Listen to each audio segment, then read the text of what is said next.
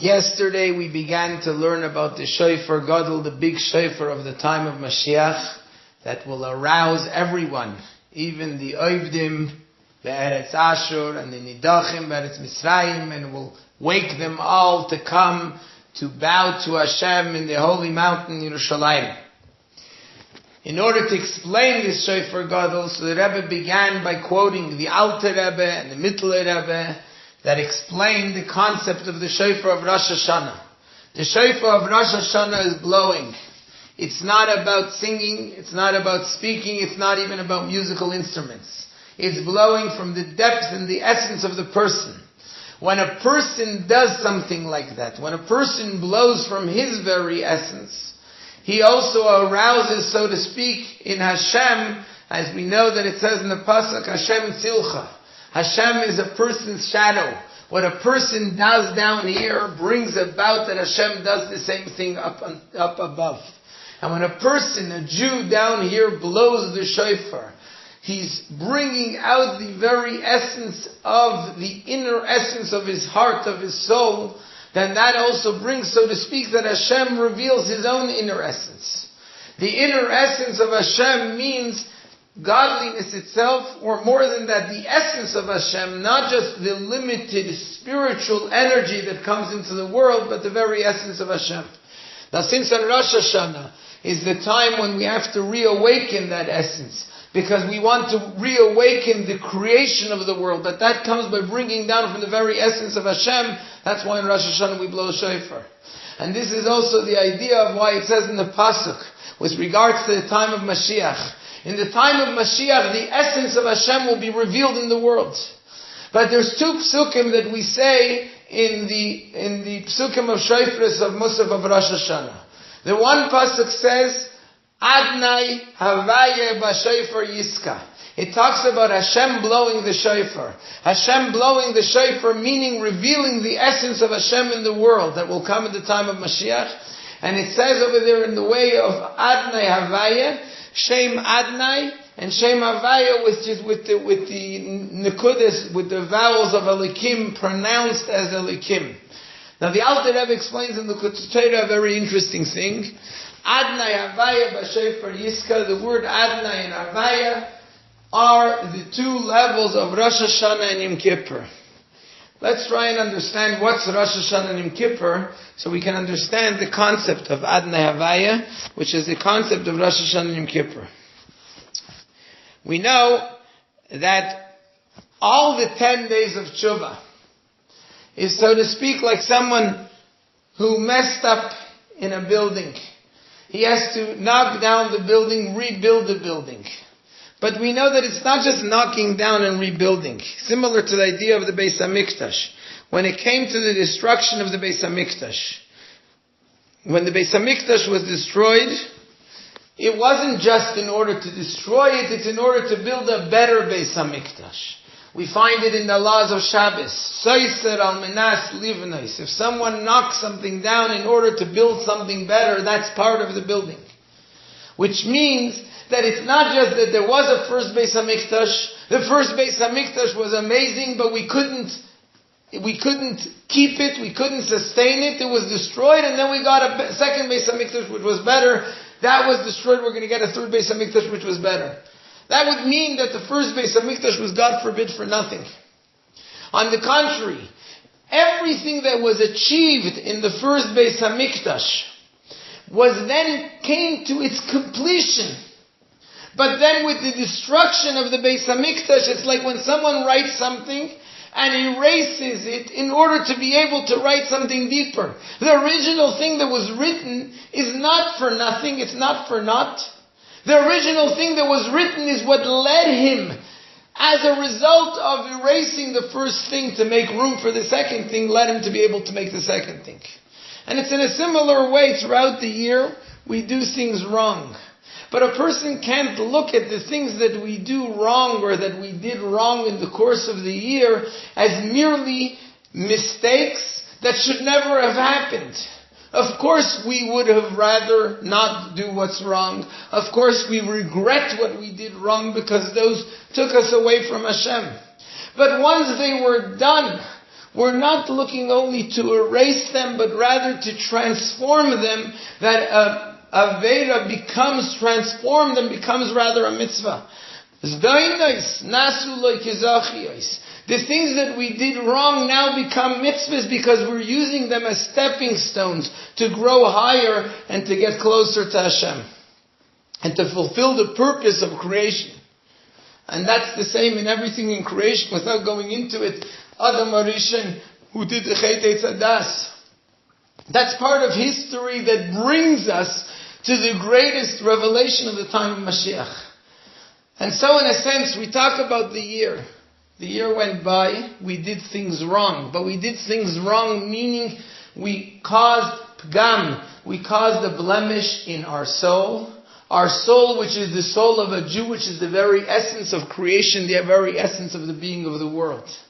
It comes the end of the world, that building, so to speak, is destroyed. That's what happens on Erev Rosh Hashanah.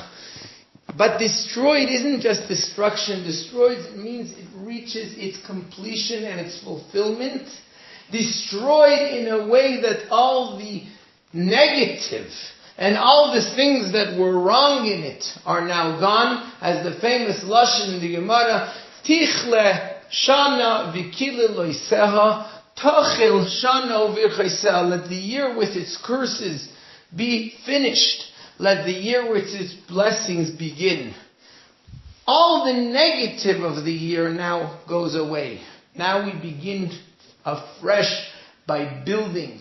And the 10 days of tshuva are 10 days of building. In the words of Kabbalah, Binyan HaMalchus, building Malchus, meaning Malchus as the source and the root of this physical world. Building it, rebuilding a new world. Tiku b'chodesh shofar. Chodesh means, as the Baal Shem Tov explains, chidush, a renewal. We're building a new world in these 10 days. The 10 days which are the 10 spheres, we're building every day another stone and another brick of a new world, a new year, a year which is empty of the negativity of the past, but yet it's built on the so-called destruction, meaning completion of the past mistakes. Now, when we understand that, that's the 10 days of tshuva from Rosh Hashanah to Yom Kippur. How do we build something new? That's why in the 10 days of tshuva, we say, HaMelech HaKadosh. Hashem is now the holy king. And deeper than that, from what we ourselves do, is Mimamakim Krasicha Havaya. We call out to Hashem from the very depth of our being, from the depths of our essence. It's not something which can be blemished and which can be tarnished by the sins, because it's something that's above it, that's beyond it. It's the depth, the essence of our being. Mimamakim. That's the shofar, the essence of our being. And yet in that shofar, there's a difference between the shofar of Rosh Hashanah and the shofar of Yom Kippur.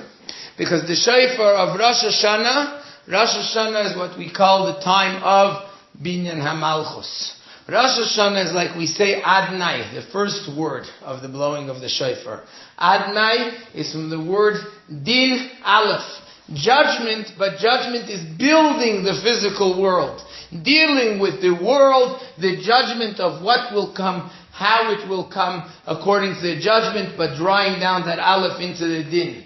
The Din of Adnai, which is Adon L'chol B'Reisecha, like the Gemara says, the master of the creation of the world. That's the world, the physical world.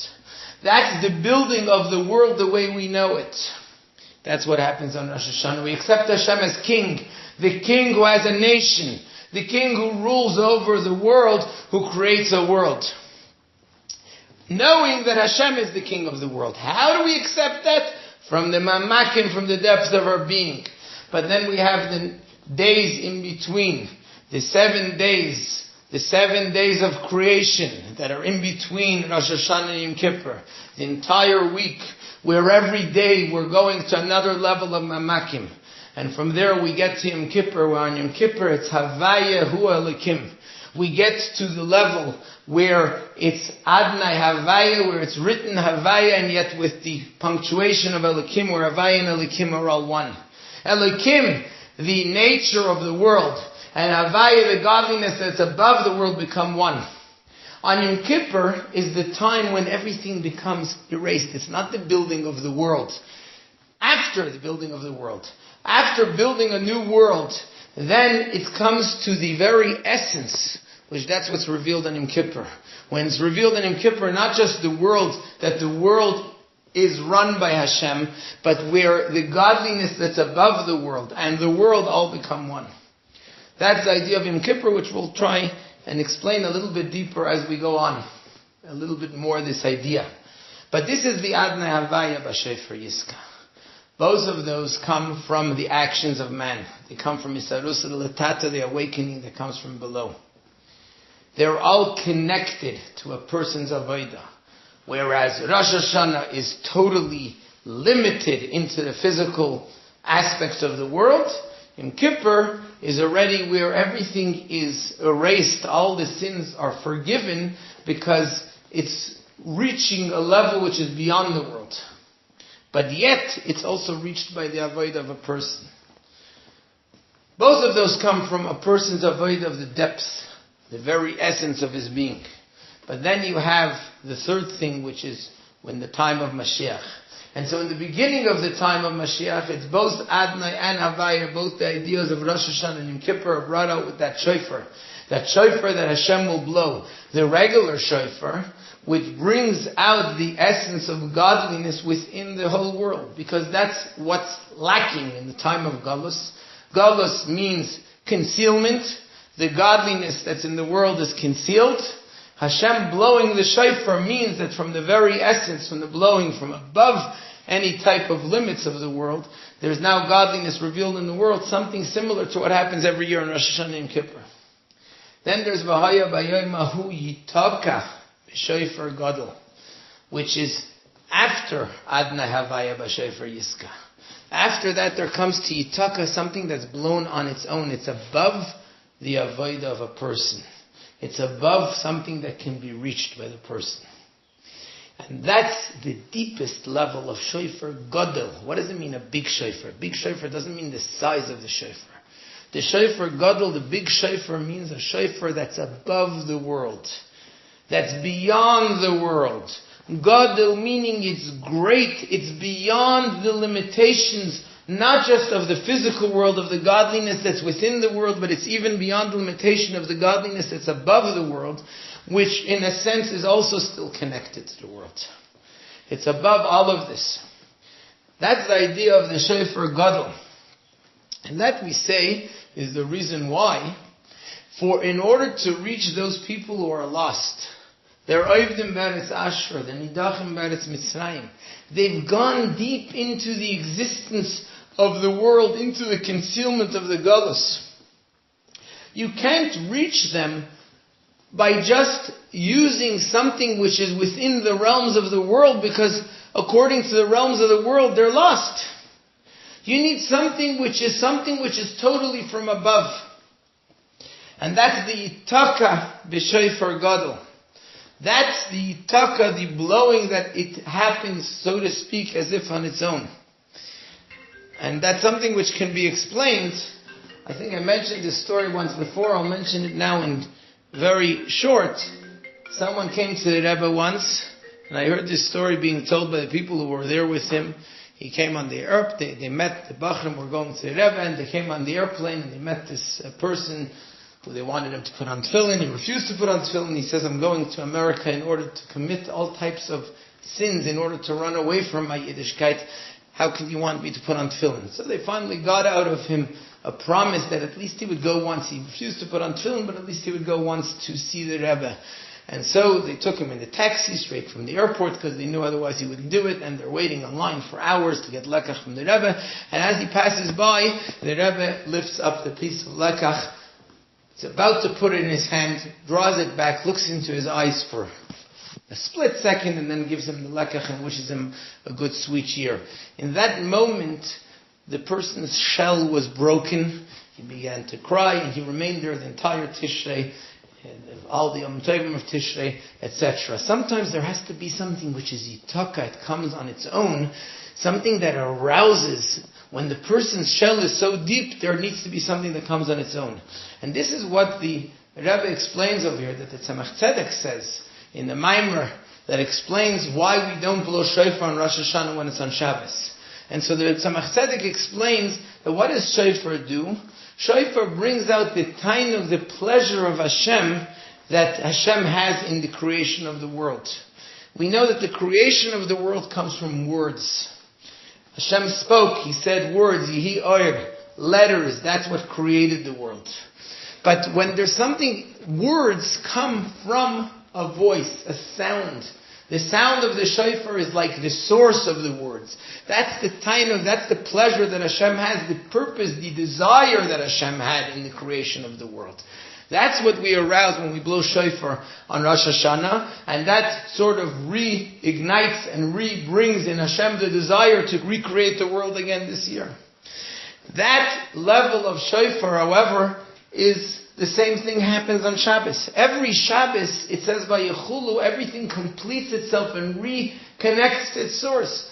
Every Shabbos that happens. So it's almost the same thing as shofar every Shabbos, and therefore we don't need the shofar as much, and it's easier for the Chachamim to push it away because of Exeda, because of the decree. But in the Beis HaMikdash, they blew shofar even on Shabbos.